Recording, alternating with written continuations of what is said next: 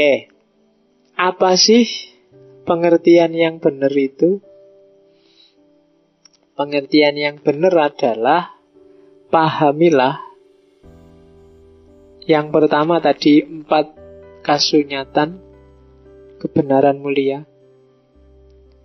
Setelah itu pahamilah tilakhana, 3 corak umum kehidupan, 3 gaya hidup.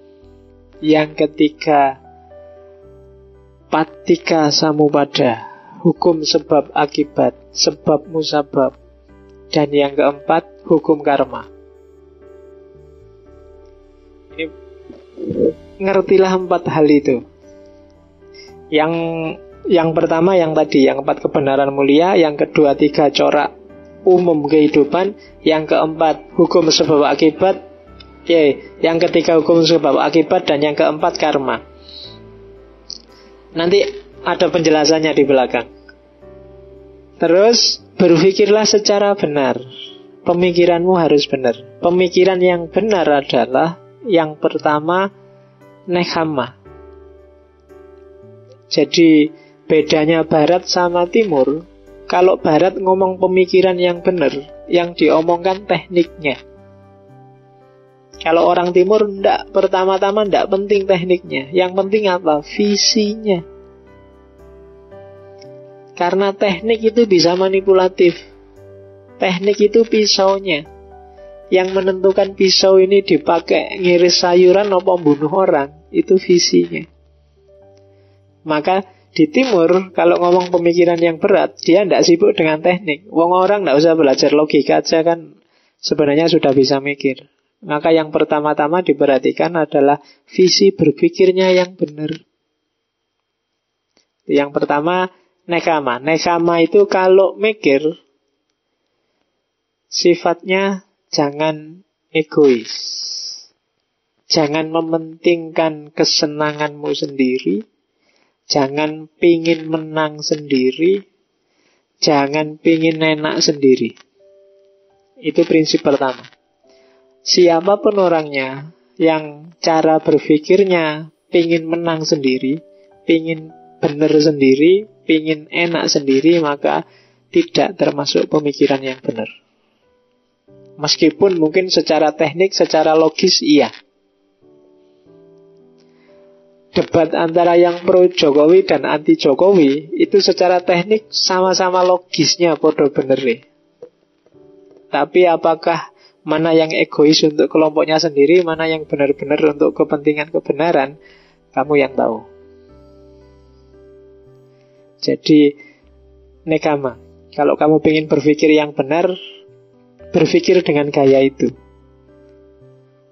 Urusannya kenapa sih Pak? Yang penting kan mikir benar, untuk kepentingan saya kan juga tidak apa-apa, untuk kesenangan saya kan juga tidak apa-apa. Ya tidak apa-apa sih, cuma kalau gaya mikirmu egois, pingin menang sendiri, maka kebenaran itu tidak nambah kualitas apa-apa dalam hidupmu. Tidak ada gunanya. Jadi boleh kamu punya 1001 kebenaran, tapi mubadir, tidak nambah kualitasmu. Nah, itu yang dimaksud oleh Buddha nekama. Jangan egois kalau mikir. Kalau lawanmu benar, diakuin aja benar. Kalau kelompokmu salah, ya bilang aja salah. Jangan pengen menang sendiri. Meskipun kamu punya argumen bagus untuk membela kelompokmu, tapi kalau kamu sudah ngerti kelompokmu salah, ya salahin aja. Kalau tidak gitu, kamu capek-capek mikir, tapi hidupmu tidak naik kelas. Kamu masih terjebak di roda karma yang sama, di samsara yang sama. Maka pikiran harus benar. Terus yang kedua, itu tadi kan tidak. Yang kedua, yang iya apa? Yang abya pada. Jadi berpikirlah dengan fondasi cinta kasih, iktikat baik, lemah lembut. Mikir tidak karena benci, tidak karena iktikat jahat, atau karena kemarahan ingin balas dendam. Habis dibantah temannya, kurang ajar Pak, cariin dalil, aku punya buku banyak, besok kita debat lagi. Aneh gitu, tidak nambah apa-apa.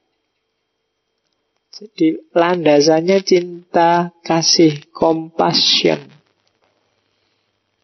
Sama-sama pingin baik, sama-sama pingin indah, sama-sama pingin benar, bukan menang-menangan. Iktikadnya harus baik, harus lemah lembut, bukan karena pingin balas dendam, pingin marah dan menguasai, pingin nek basa Jawane ngendas-endasi. Ya, jadi abia pada. Yang tadi jangan egois, yang kedua harus lemah lembut, dasarnya iktikad baik dan cinta kasih. Dan yang ketiga, tidak kejam, avihimsa. Nanti ini yang diadopsi oleh Mahatma Gandhi dengan gerakan ahimsa, anti kekerasan. Secanggih apapun pikiranmu, kalau diawali dan diakhiri dengan kekerasan, maka pasti itu tidak benar. Karena keluar dari fitrah pemikiran yang benar. Jadi itu yang bikin banyak artis barat tertarik dengan Buddhisme. Lembut sifatnya. Dia anti kekerasan. Kalau katanya Siddhartha Gautama, kebencian, kalau dilawan kebencian, hasilnya kerusakan. Kalau ingin harmonis dan sesuai fitrah, kebencian itu lawannya cuma cinta. Jadi jangan lawan kebencian dengan kebencian. Kalau ada orang marah-marah ke kamu, bilang bahwa kamu ahli bid'ah, jangan dibalas bilang bahwa dia wahabi. Itu podo wae jenenge. Kebencian dibalas dengan kebencian. Kalau ada yang maki-maki kamu Sunni bodoh, terus kamu dasar Syiah sesat, podo wae itu jenenge. Kebencian dilawan dengan kebencian. Yang KMP sama KIH, kebencian dilawan dengan kebencian.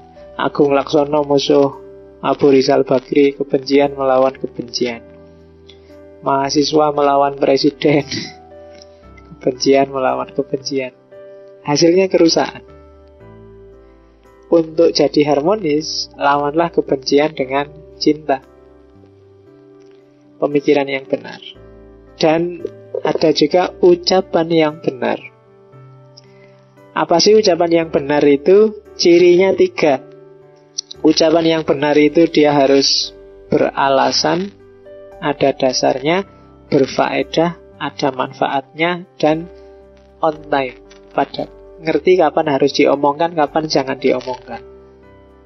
Itu visinya ngomong. Kalau menurutmu yang mau kamu omongkan itu tidak ada dasarnya, berarti cuma gosip, tidak usah ngomong.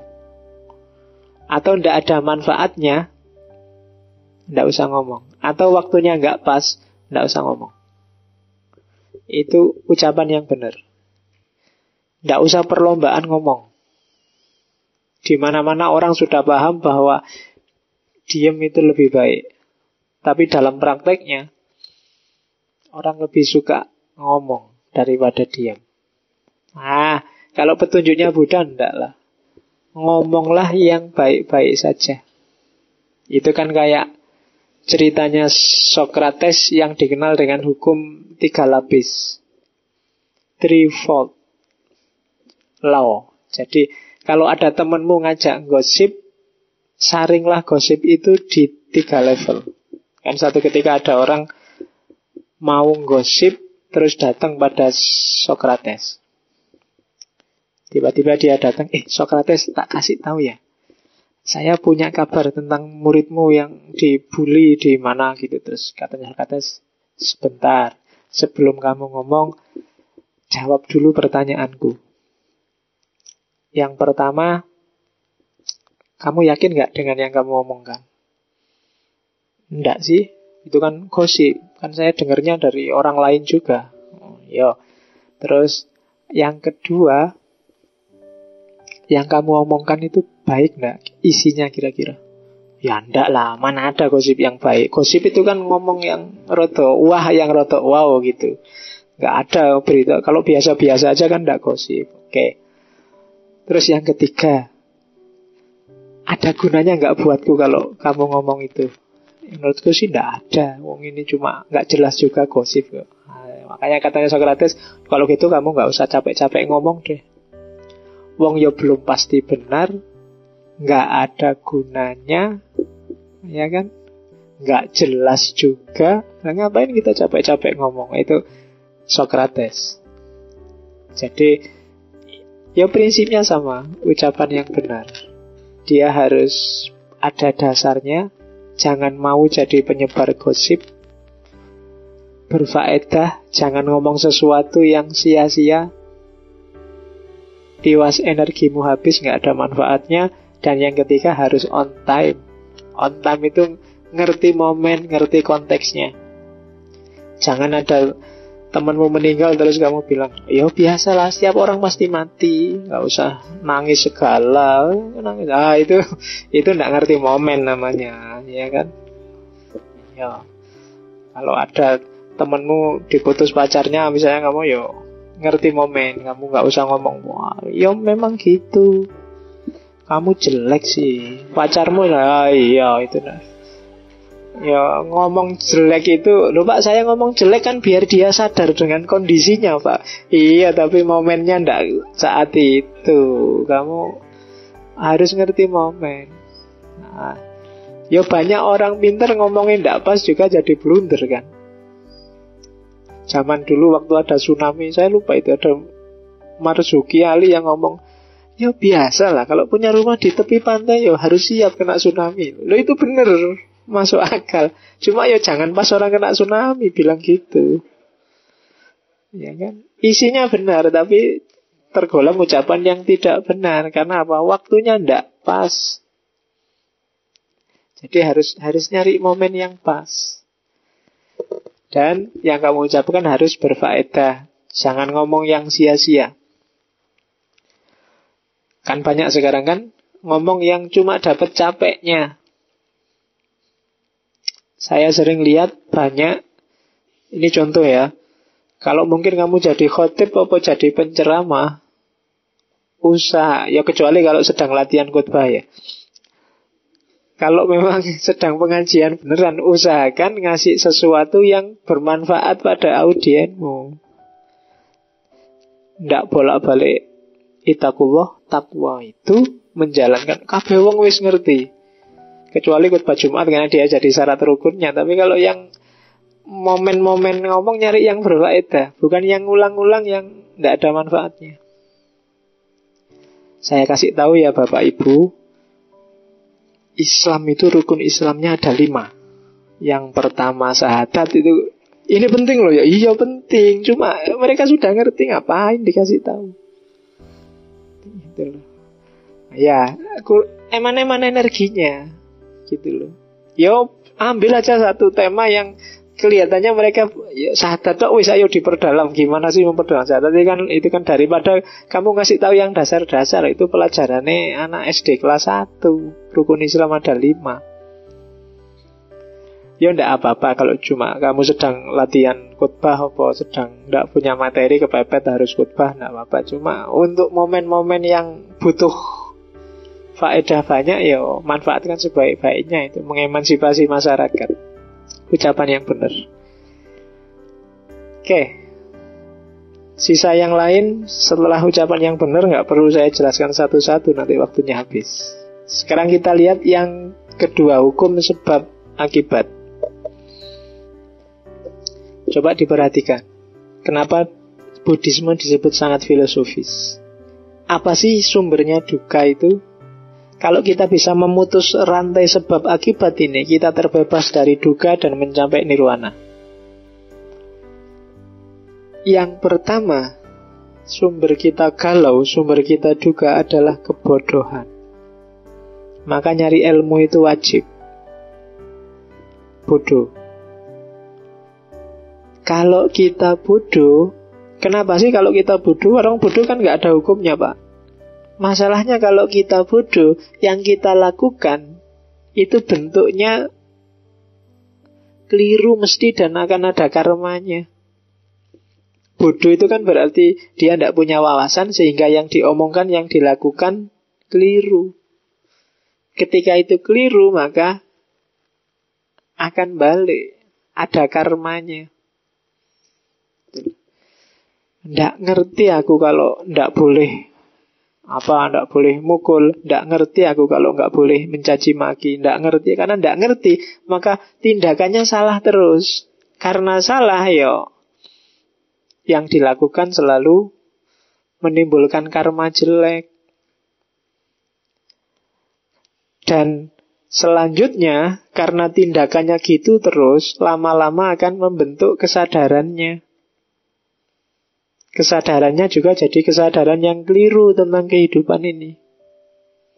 Ketika kesadarannya keliru, maka lahir dan batinnya, nama dan rupanya, itu juga terbentuk secara keliru. Bener salahnya nggak karu-karuan.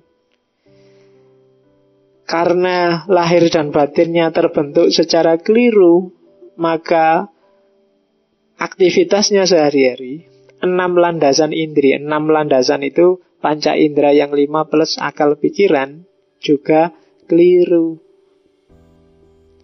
Dengan panca indera dan akal pikiran ini kan kita kontak dengan dunia luar. Dasarnya sudah salah. Ketika kita kontak dengan dunia luar, akan melahirkan sensasi, perasaan. Dari sensasi biasanya lahir nafsu. Dari nafsu biasanya lahir keterikatan. Dan semuanya keliru karena basisnya sudah keliru. Dan keliru terus akhirnya apa? Kita punya utang sudah. Hidup kita tergantung kemana-mana. Hidup kita tidak bebas. Hidup kita terikat oleh banyak hal. Akhirnya penjelmaan. Kita tidak bisa tuntas. Kita lahir kembali terus menerus. Makanya itu ada kelahiran. Kalau itu ada kelahiran, berarti ada sakit, ada tua, ada mati. Dan muter terus. Itu yang disebut patikas samubada. Mata rantai sebab akibat. Ringkasnya kalau kamu bodoh, yang kamu lakukan jelek, mesti keliru. Dirimu juga terbentuk secara jelek, secara keliru. Aktivitasmu juga keliru terus. Keliru berarti apa? Kamu kehilangan hakikat hidup. Ketika itu keliru, kamu akan lahir kembali terus, lahir kembali terus. Saya tidak tahu dulu kehidupanmu sebelumnya apa.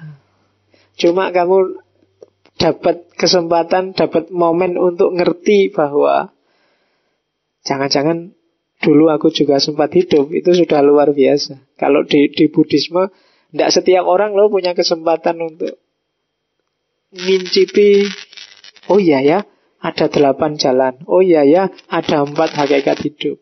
Ada karmanya masing-masing. Kok kamu bisa ngaji filsafat hari ini dan ketemu Buddhisme? Bagi Buddhisme itu juga karma dari perbuatanmu sebelumnya. Kok pas malam ini waktunya Buddhisme kamu tidak masuk? Itu juga pasti ada karma dari perbuatan sebelumnya. Apapun yang kamu alami, yang kamu rasakan hari ini, itu akibat dari perbuatanmu sendiri.